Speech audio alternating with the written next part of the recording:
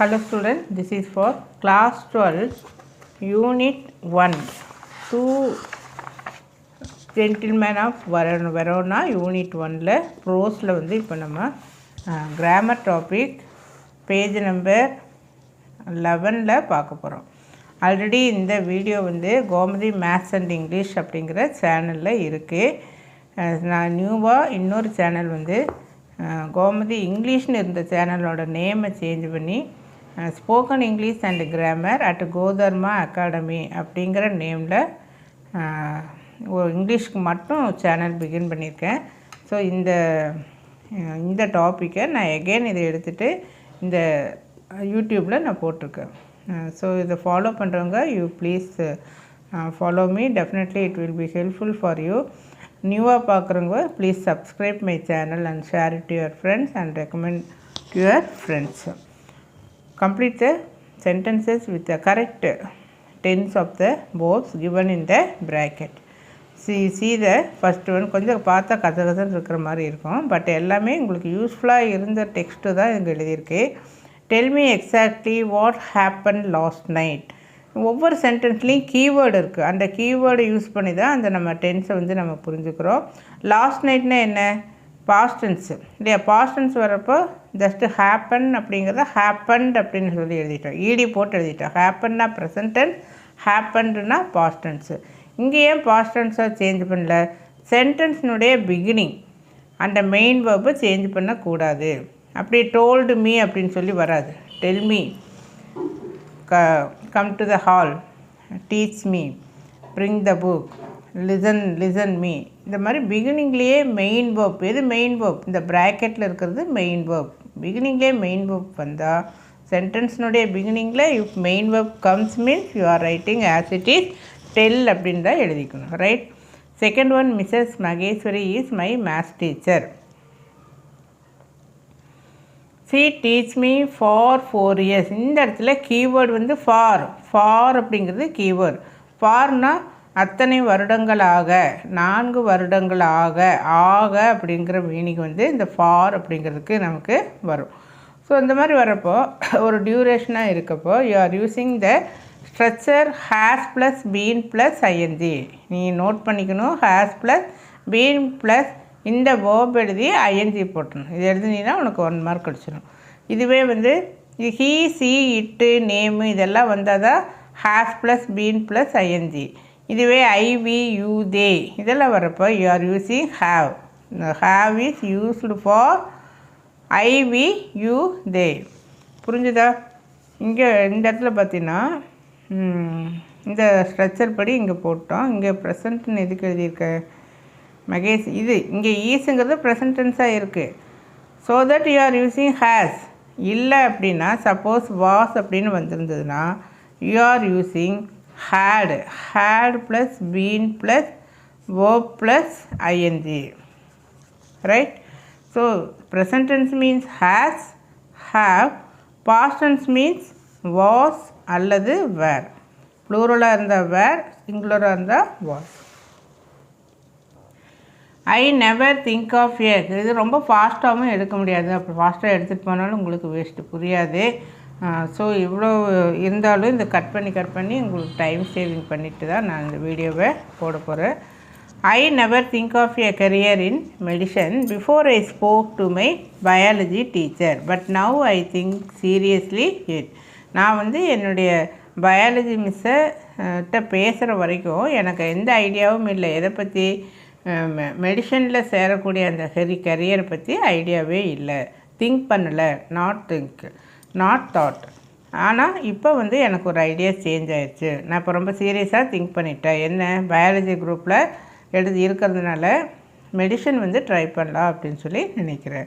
இப்போ இதில் கீவேர்டு என்னென்னா பிஃபோர். மிஸ் கீவேர்டு வந்து இதில் லாஸ்ட் நைட்னு சொன்னீங்க, இதில் ஃபார்ன்னு சொன்னீங்க.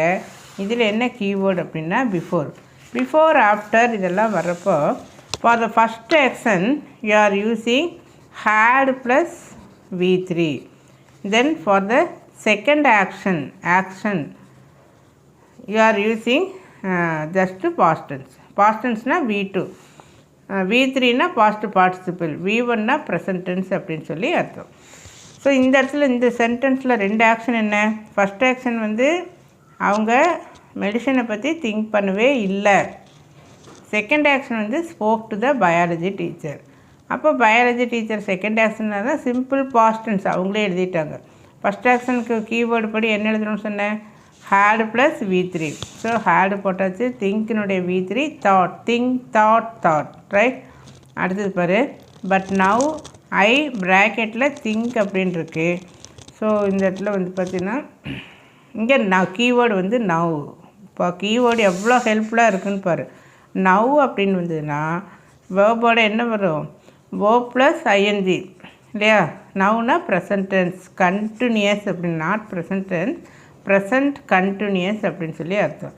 So for present continuous you are using verb plus ING. ஃபாஸ்ட்டாக வேகமாக எடுத்தாலும் உங்களுக்கு வேஸ்ட்டு தான். ஸோ ஒவ்வொரு கீவேர்டை பற்றியும் டீட்டெயிலாக சொல்லி எடுத்தால் தான் உங்களுக்கு ஒரு வீடியோக்காக அதனுடைய டைம் சேவிங்காக வேகமாக எடுத்தோம்னா it is waste of the topic. So that please இதில் ஏதாவது உங்களுக்கு டிஃபிகல்ட்டினா யூ கேன் கமெண்ட் மீ இந்த கமெண்ட் பாக்ஸ். verb ப்ளஸ் ஐஎன்ஜின்னு சொல்லிட்டுமா? ஸோ இந்த இடத்துல என்ன எழுதிக்கலாம்? இங்கே ஐ ஏற்கனவே கொஸ்டின்லேயே இருக்குது. இதனுடைய ஐஎன்ஜி ஃபார்ம் என்ன? ஆம் திங்கிங். ஏன்னா ப்ரெசண்ட் கண்டினியூஸ் அப்படிங்கிறப்போ நம்ம எப்படியெல்லாம் எழுதலாம்? Am plus verb plus ING அல்லது is plus verb plus ING அல்லது are plus verb plus ING.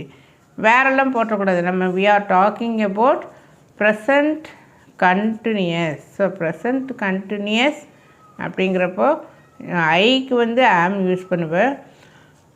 மற்றபடி இது ப்ளூரலாக இருந்தால் ஆர் யூஸ் பண்ணுவீங்க. For singular you are using is.